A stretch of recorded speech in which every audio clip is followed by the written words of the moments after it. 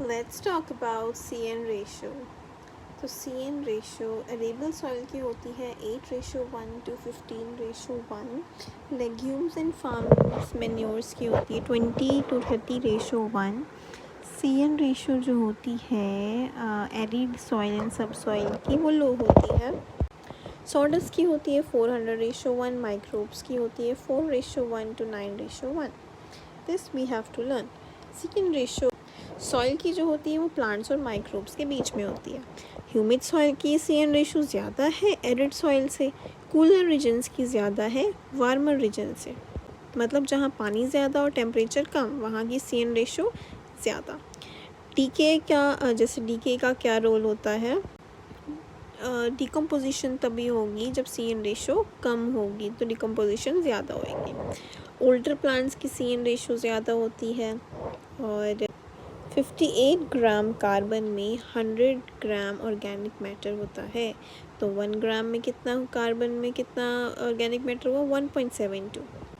Carbon और organic matter की ratio होती है 1:1.724, जिसको हम बोलते हैं बेमलिन फैक्टर। मक सॉइल की जो होती है CN रेशो ज़्यादा होती है पीच सॉइल से, क्योंकि पीच सॉइल में ऑर्गेनिक मैटर होता है।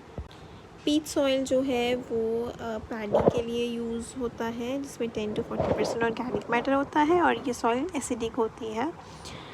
CN रेशो इमोबिलाइजेशन तब होएगी अगर CN रेशो 30 से ज़्यादा है, और इमोबिलाइजेशन मिनरलाइजेशन दोनों कब होएगी? जब CN रेशो 15 to 30 है या फिर 20 to 30 है, और 20 से अगर कम है तो मिनरलाइजेशन होती है। ये हमें किसने बताया? बार्थलोन्यू एंड किरखान ने।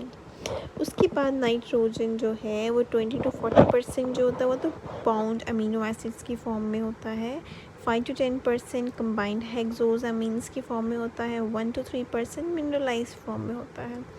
बार्थलो ने हमें और भी चीज़ें बताई कि नाइट्रोजन कहाँ कहाँ से आता है। सॉइल ऑर्गेनिक नाइट्रोजन जो है वो 20 to 30 kg nitrogen per hectare मिलता है। हमें रेनफॉल से भी नाइट्रोजन आता है 6 to 8% kg per hectare. Non symbiotic nitrogen fixation से हमें 2 to 4 kg nitrogen per hectare मिलता है, और dust and organic particles through rainfall से हमें 12 to 16 kg नाइट्रोजन मिलता है। तो ये सब चीज़ें हमें याद करनी है। CN रेशो बहुत ही इम्पॉर्टेंट टॉपिक है, हमें पता होना चाहिए किस में ज़्यादा होती है, किस में कितनी होती है, और इसका डीके से क्या इसका रोल है।